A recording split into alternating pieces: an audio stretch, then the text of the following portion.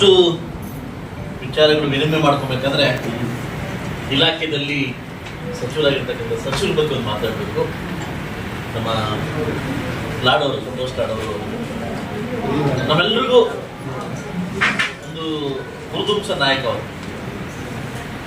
ಸಮೃದ್ಧಿ ಮಂಜುನಾಥ್ ಏನಂತಂದ್ರೆ ಒಳ್ಳೇದನ್ನ ಒಳ್ಳೇದಂತ ಹೇಳಿ, ಕೆಟ್ಟದನ್ನ ಕೆಟ್ಟದನ್ನ ಹೇಳಿ ನೇರವಾಗಿ ಹೇಳಿ ನಾನು ಇಟ್ಟು. ಬಟ್ ಇವರ ಒಂದು ವರ್ಚಸ್ಸು, ಇವರೊಂದು ಮಾತುಗಾರಿಕೆ, ಇವ್ರು ನಮ್ಮನ್ನ ಹುರಿದುಂಬಿಸೋದು ರೀತಿ ನಮ್ಮ ಸಂತೋಷ್ ಲಾಡ್ ನೋಡಿದ್ರೆ ಖಂಡಿತವಾಗ್ಲೂ ಈ ಪೋಸ್ಟ್ ಅವ್ರಿಗೆ ಇದಿಲ್ಲ, ಇದಕ್ಕಿಂತ ಹೆಚ್ಚಿನ ಪೋಸ್ಟ್ ಕೊಡ್ಬೇಕಂತ ನಾನು ಸುಮಾರು ವೇದಿಕೆಯಲ್ಲಿ ಹೇಳಿದ್ದೆ. ಯಾಕಂದ್ರೆ ಅಷ್ಟು ಆಕ್ಟಿವ್ ಪರ್ಸನ್, ಎಷ್ಟು ಆಕ್ಟಿವ್ ಪರ್ಸನ್ ಅಂದ್ರೆ ಅಷ್ಟು ಆಕ್ಟಿವ್ ಪರ್ಸನ್. ನಾವು ಹೊಸ ಶಾಸಕರಿಗೆ ಯಾವ ರೀತಿ ಬುದ್ಧಿ ಹೇಳ್ಕೊಡ್ತಾರೆ ಅಂದ್ರೆ ಅಷ್ಟು ಚೆನ್ನಾಗಿ ಬುದ್ಧಿ ಹೇಳ್ಕೊಡ್ತಾರೆ. ನಾನೆಲ್ಲೇ ಕೂತ್ಕೊಂಡು ಬಂದು ಗಿಡ್ಬಿಡ್ತಾರೆ ಅಂದ್ರೆ ಅಷ್ಟು ಆಕ್ಟಿವ್ ಪರ್ಸನ್ನು. ನಾವು ಯಾವುದೇ ಊಟಕ್ಕೆ ಕರೆದುಕೊಂಡು ನಮಗೆ ಯಾವತ್ತೂ ಇಲ್ಲ ಅಂತಿಲ್ಲ. ಬೇರೆ ಪಕ್ಷ ಆದರೂ ಕೂಡ ನಮ್ಮ ಜೊತೆ ಸಾಕಷ್ಟು ಬಾರಿ ಊಟ ಮಾಡಿದ್ದಾರೆ. ಅವ್ರಿಗಿರ್ತಕ್ಕಂಥ ಟ್ಯಾಲೆಂಟ್ಗೆ ಖಂಡಿತವಾಗ್ಲೂ ಮುಂದಿನ ದಿವಸದಲ್ಲಿ ಒಳ್ಳೆ ಪೋಸ್ಟ್ ಸಿಗ್ಬೇಕು ಅನ್ನೋದು ನನ್ನ ಒಂದು ಬಯಕೆ. ನಾನೊಂದು ಪಕ್ಷದಲ್ಲಾದರೂ ಕೂಡ ಹೇಳಬಾರ್ದು, ಒಂದು ಆಕ್ಟಿವ್ ಪರ್ಸನ್ ಆಗಿ ಅವ್ರಿಗೆ ಸಿಗ್ಬೇಕು ಅನ್ನೋ ಒಂದು ಬಯಕೆ ನನಗೆ. ಅಷ್ಟು ಆಕ್ಟಿವ್ ಪರ್ಸನ್ ನಾನು. ಇವರು ವಿಜಯನಗರ ಮಾತಾಡ್ತಾ ಇದ್ರು, ಕಾರ್ಮಿಕ ಭವನ ಇಲ್ಲ ನಮ್ಮಲ್ಲಿ, ನಿಮ್ಮ ಒಂದು ಇದರಲ್ಲಿ ಕಾರ್ಮಿಕ ಭವನ ಕಟ್ಕೊಳ್ಳೋಣ ಅಂತ ಅಂದಾಗ ಫಸ್ಟ್ ಒಂದು ಲ್ಯಾಂಡ್ ಕೊಟ್ಟು ನನಗೆ ನಾನು ಅಮೌಂಟ್ ಲಾಟ್ ಮಾಡಿಕೊಡ್ತೇನೆ ಅಂತ ಕೂಡ ನನಗಾಗಲೇ ಮಾತು ಕೊಟ್ಟಿದ್ದಾರೆ. ಎಲ್ಲರೂ ಸಂತೋಷ್ ಸಾಹೇಬರು ಮಾತು ಕೊಟ್ಟಿದ್ದಾರೆ. ಅಂಥ ಆಕ್ಟಿವ್ ಪರ್ಸನ್ನು.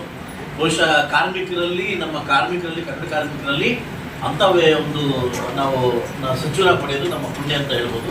ಒಬ್ಬ JDS ಒಬ್ಬ ಶಾಸಕನಾಗಿ ಕಾಂಗ್ರೆಸ್ ಸಚಿವರು ನಾನು ಹೊಗಳ್ತಾ ಇದ್ದೀನಿ ಅಂದರೆ ಅವರ ಒಂದು ವೈಖರಿ, ಅವರ ಒಂದು ಕಾರ್ಯವೈಖರಿಯಿಂದ ನಾನು ಹೊಗಳ್ತಾ ಇದ್ದೀನಿ. ಅದರಿಂದ ಒಳ್ಳೇದಾಗಲಿ ಅಂತ ನಾನು ಕಾರ್ಮಿಕ ಮಿತ್ರರಲ್ಲಿ ಒಂದೇ ಒಂದು ಹೇಳೋದು, ಯಾರು ನೋಂದಣಿ ಆಗಿಲ್ಲ ಕಾರ್ಮಿಕ ಇಲಾಖೆಯಲ್ಲಿ ಆದಷ್ಟು ಬೇಗ ನೋಂದಣಿ ಆಗಿ.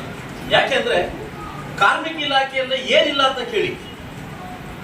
ನಿಮ್ಮ ಮಕ್ಕಳು ಮದುವೆಗೆ, ನಿಮ್ಮ ಮಕ್ಕಳು ಓದಕ್ಕೆ, ಏನಾದರೂ ಹೆಚ್ಚು ಕಡಿಮೆ ಆದ್ರೆ ಆಕ್ಸಿಡೆಂಟ್ಗೆ ತಪ್ಪು ತಿಳ್ಕೊಂಬೇಡಿ. ಯಾರಿಗೂ ಆಗದ್ ಬೇಡ. ಯಾರಿಗಾದ್ರೂ ಸಾವಾದ್ರೆ ಆ ಸಾವಿನ ಖರ್ಚು ಇವತ್ತು 1, 2, 3 ಕೊಟ್ಟಿಲ್ಲ ಅವರು ಕಾರ್ಮಿಕ ಇಲಾಖೆಯಲ್ಲಿ. ಅಷ್ಟೊಂದು ಸೌಲಭ್ಯಗಳನ್ನ ಕಾರ್ಮಿಕ ಇಲಾಖೆಯಲ್ಲಿ ಕೊಟ್ಟಿದ್ದಾರೆ. ಬಹುಶಃ ಎಲ್ಲ ಒಂದು ಕಾರ್ಮಿಕ ಇಲಾಖೆ ಅಧಿಕಾರಿಗಳನ್ನ ಹೇಳ್ತೀನಿ, ಇದೆಲ್ಲ ಒಂದು ಕಡೆ ನೀವು ಅವೇರ್ನೆಸ್ ಕೊಡ್ಬೇಕು. ಇಷ್ಟಿದೆ ಅಂತ ಅವೇರ್ನೆಸ್ ಕೊಡ್ಬೇಕು. ಯಾರನ್ನ ನಿಲ್ಸಿ ಕೇಳಿ ಏನೇನಿದೆ ಅಂತ ಅವ್ರಿಗೆ ಗೊತ್ತಿಲ್ಲ. ಕಾರ್ಮಿಕ ಇಲಾಖೆ ನೋಂದಣಿ ಆದ್ರೆ ನಿಮ್ಗೆ ಏನೇನು ಅನುಕೂಲ ಸಿಗುತ್ತೆ ಅನ್ನೋದನ್ನ ಫಸ್ಟ್ ಅವೇರ್ನೆಸ್ ಕೊಡ್ಬೇಕು.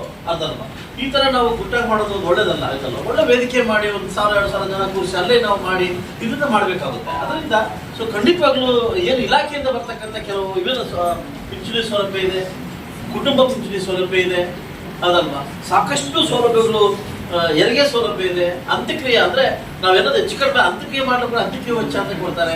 ಇಷ್ಟೆಲ್ಲ ಸೌಲಭ್ಯಗಳು ಇದ್ರೂ ನಮಗೆ ತಾಯಿ ಮಗುಗೆ ಹೆರಿಗೆ ಆದ್ರೆ ಅವ್ರು ಇಬ್ಬರಿಗೂ ಕೊಡ್ತಾರೆ. ಇಷ್ಟು ಸೌಲಭ್ಯಗಳಿದ್ದಾಗ ಅವೇರ್ನೆಸ್ ಸ್ಟಾರ್ಟ್ ಆಗಬೇಕು. ಯಾಕಂದ್ರೆ ಕಾರ್ಮಿಕ ಇಲಾಖೆ ನೋಂದಣಿ ಆದ್ರೆ ನಮ್ಗೆ ಎಷ್ಟು ಅನುಕೂಲ ಬರುತ್ತೆ ಅನ್ನೋದನ್ನ ನಮ್ಮ ಜನಕ್ಕೆ ಗೊತ್ತಾಗಬೇಕು. ಸರ್ಕಾರದಿಂದ ಏನೇನು ಅನುಕೂಲ ಬರುತ್ತೆ ಅಂತ ಗೊತ್ತಾದ್ರೆ ಖಂಡಿತವಾಗ್ಲೂ 10,000 ಅಂತ ನಮ್ಮ ಇವ್ರು ಹೇಳ್ತಿದ್ದಾರೆ. ಇನ್ನೂ ಸಾಕಷ್ಟು ಜನ ಮಾಡಿಸ್ಬೋದು. ಇನ್ನು ಅವೇರ್ನೆಸ್ ಸ್ಟಾರ್ಟ್ ಆದ್ರೆ ಸಾಕಷ್ಟು ಜನ ಮಾಡಿಸ್ಬೋದು. ಯಾಕಂದ್ರೆ ಸರ್ಕಾರ ಬರ್ತಕ್ಕಂಥ ಸವಲತ್ತುಗಳನ್ನ ನಾವು ಕೊಟ್ರೆ ನಾಳೆ ಇನ್ನೊಂದರಿಂದ ಇನ್ನೊಬ್ಬರಿಗೆ ನಮ್ಮ ಬೆರಳು ಜಗದೀಶ್ವರ್ ಹೇಳ್ತಾ ಇದ್ರು, ಇದು ನಮ್ದು ಟೂಲ್ ಅನ್ನೋದು ತಾಯಿ ತರ, ನಮಗೆ ಕಸಬು ಸೌಲಭ್ಯ ಇದು ತಾಯಿ ತರ. ಈಗ ತಗೊಂಡೋ ಪಕ್ಕದ ಇವ್ರು ಕಮ್ಮೇಸ್ಕೊತಾ ಏನಾಗುತ್ತೆ ಇದಕ್ಕೊಂದು ಅರ್ಥ ಇರೋದಿಲ್ಲ. ಸೊ ಅದರಿಂದ ಅದಕ್ಕೇನೆಲ್ಲ ಬಿಸಿದೆ, ನಾನು ನೋಡ್ಬೇಕು ರುಚಿ ಅಂತ ಆಯ್ತಲ್ವಾ. ತುಂಬಾ ಬೇಸಿಕ್ ಒಬ್ಬ ಕಾರ್ಮಿಕರಿಗೆ ಏನ್ ಬೇಕೋ ಕಟ್ಟಡ ಕಾರ್ಮಿಕರಿಗೆ ಎಲ್ಲ ರೀತಿ ಕೊಟ್ಟಿದ್ದಾರೆ. ಎಲ್ಲ ಫಲಾನುಭವಿಗಳಿಗೆ ಒಳ್ಳೇದಾಗ್ಲಿ. ಸೊ ನಾವು ಹುಟ್ಟುತ್ತಾ ಬಡವರಾಗಿ ಹುಟ್ಟಿದ್ವಿ. ಬಹುಶಃ ಎಲ್ಲರೂ ಟ್ರೈ ಮಾಡಿ. ಭಗವಂತ ಈ ಶಾಸಕರಿಗೂ, ಈ ಅಧಿಕಾರಿಗಳಿಗೂ, ನಿಮಗೂ, ಮಾಧ್ಯಮ ಮಿತ್ರರಿಗೂ, ಈ ಅಧಿಕಾರಿಗೂ ಎಲ್ಲರಿಗೂ ಒಂದೇ ಜೀವನ ಕೊಟ್ಟಿರೋದು. ಆದ್ರೆ ಆ ಜೀವನವನ್ನ ನಾವು ಹೇಗೆ ರೂಪಿಸ್ಕೊಂತೀವಿ ಅದ್ರ ಮೇಲೆ ಡಿಪೆಂಡ್ ಆಗುತ್ತೆ. ಕಾರ್ಮಿಕರಾಗೇ ಇದು ಬಿಡ್ತೀರಾ? ಇದನ್ನೆಲ್ಲ ಕಡೆ ಒಂದೇ ಕೇಳೋದು, ನೀವು ಕಾರ್ಮಿಕರಾಗಿರ್ಬೇಡಿ. ನಿಮ್ಮ ಮಕ್ಕಳನ್ನ ಒಳ್ಳೆ ಮಟ್ಟಕ್ಕೆ ವಿದ್ಯಾಭ್ಯಾಸವನ್ನು ಕೊಟ್ಟು ನಿಮ್ಮ ಮಕ್ಕಳಲ್ಲಿ ಒಳ್ಳೆ ಅಧಿಕಾರಿಯನ್ನು ನೋಡಿದಾಗ ನಾವು ಇದರಿಂದ ಆಚೆ ಬರ್ತೀವಿ. ಸೊ ದಯವಿಟ್ಟು ನಿಮ್ಮ ಮಕ್ಕಳಿಗೆ ನೀವು ಏನ್ ಮಾಡ್ತಿರೋ, ನೀವು ತಿಂತಿರೋ, ನೀವು ಉಳ್ತಿರೋ, ಏನ್ ಮಾಡ್ತಿರೋ ಗೊತ್ತಿಲ್ಲ, ಮಕ್ಕಳಿಗೆ ವಿದ್ಯಾಭ್ಯಾಸನ ಕೊಡಿ. ಮಕ್ಕಳ ಒಳ್ಳೆ ಮಟ್ಟಕ್ಕೆ ತಗೊಂಡು ಹೋಗಿ. ಆಗ ಈ ಕಾರ್ಮಿಕರು ಅನ್ನೋ ಪದ ಹೋಗ್ಬೇಕು ಅಂತಂದ್ರೆ ದಯವಿಟ್ಟು ನಿಮ್ಮಲ್ಲೇ ಉಳ್ಕೊಂಡ್ಬರ್ಲಿ. ಮಕ್ಕಳಿಗೆ ಅದು ಟ್ರಾನ್ಸ್ಫರ್ ಆಗೋದು ಬೇಡ ಅಂತ ಹೇಳ್ತಾರೆ. ಈಗ ಪೊಲೀಸರ ಮಕ್ಕಳು ಪೊಲೀಸರು ಆಗ್ದಂಗೆ ಅದಲ್ಲ. ಸೊ ಆತರ ಕಾರ್ಮಿಕರ ಮಕ್ಕಳು ಕಾರ್ಮಿಕರಾಗೋದು ಬೇಡ. ಕಾರ್ಮಿಕರ ಮಕ್ಕಳು ದೊಡ್ಡ ಮಟ್ಟಿಗೆ ಬೆಳೀಲಿ ಅಂತ ಹೇಳ್ತಾ ಇದ್ದೀನಿ. ಯಾಕೆ ಅಂತಂದ್ರೆ ನಮ್ಮ ಒಬ್ಬ MLA ಇದ್ದಾರೆ, ನಮ್ಮ ಬಸಪ್ಪ ಅಂತ ಒಬ್ಬ MLA ಇದ್ದಾರೆ, ದಾವಣಗೆರೆ ಡಿಸ್ಟ್ರಿಕ್ಟ್ ಬಸಪ್ಪ ಅಂತ MLA ಇದ್ದಾರೆ. ಅವರು ಅಪ್ಪ ಅಮ್ಮ ಇವಾಗ್ಲೂ ಸಹ ಮುನ್ಸಿಪಾಲಿಟಿದಲ್ಲಿ ಕಸ ಗುಡಿಸ್ತಾವ್ರೆ. ಮುನ್ಸಿಪಾಲಿಟಿದಲ್ಲಿ ಕಸ ಗುಡಿಸ್ತಾವ್ರೆ. ಯಾಕೆ ಮುನ್ಸಿಪಾಲಿಟಿ ಕಸ ಗುಡಿಸ್ತಕ್ಕಂಥ ಮಗ MLA ಆಗ್ಬಾರ್ದಾ? ಕಾರ್ಮಿಕರ ಮಕ್ಕಳು ಇವತ್ತು ಡಾಕ್ಟರ್ಗಳಾಗ್ಬಾರ್ದಾ? MLA ಆಗ್ಬಾರ್ದಾ? ಅದಕ್ಕೆ ನಾನು ಕೈ ಮುಗಿದು ಕೇಳ್ತೀನಿ ನಿಮ್ಮನ್ನ, ನಿಮ್ಮ ಮಕ್ಕಳನ್ನ ಕಾರ್ಮಿಕರಾಗಿ ಮಾಡಕ್ ಹೋಗ್ಬೇಡಿ. ವೈದ್ಯಕೀಯ ಮಕ್ಕಳು ವೈದ್ಯಕೀಯ ಮಾಡೋಂತ, ಪೊಲೀಸರ ಮಕ್ಕಳು ಪೊಲೀಸ್ ಮಾಡೋ ಅಂತ ಹೇಳ್ತೀವಿ. ಆದ್ರೆ ಕಾರ್ಮಿಕರ ಮಕ್ಕಳು ಕಾರ್ಮಿಕರು ಆಗದ್ ಬೇಡ ಅಂತ ನಾನು ಕೈ ಮುಗಿದು ಕೇಳ್ತೀನಿ. ಎಲ್ಲಾ ತಂದೆ ತಾಯಿಗಳಿಗೂ ದಯವಿಟ್ಟು ಓದಿಸಿ ಉನ್ನತ ಮಟ್ಟಕ್ಕೆ ಮಕ್ಕಳು ತರಲಿ ಅಂತ ಹೇಳ್ತಾ ಅವಕಾಶ ಕೊಟ್ಟಿದ್ದಕ್ಕೆ ಅಧಿಕಾರಿ ವರ್ಗದವ್ರಿಗೂ ನನ್ನ ಜೊತೆ ಬಂದಿರ್ತಕ್ಕಂಥ ಎಲ್ಲ ನನ್ನ ನಾಯಕರಿಗೂ ಅನ್ಸುತ್ತಾ ಎಲ್ಲ ಕಾರ್ಮಿಕರಿಗೂ ಒಳ್ಳೇದಾಗ್ಲಿ ಅಂತ ಹೇಳ್ತಾ ಸಾಮೂಹಿಕವಾಗಿ ರದ್ದು ಕೊಟ್ಟು ಹೋಗ್ತೀನಿ.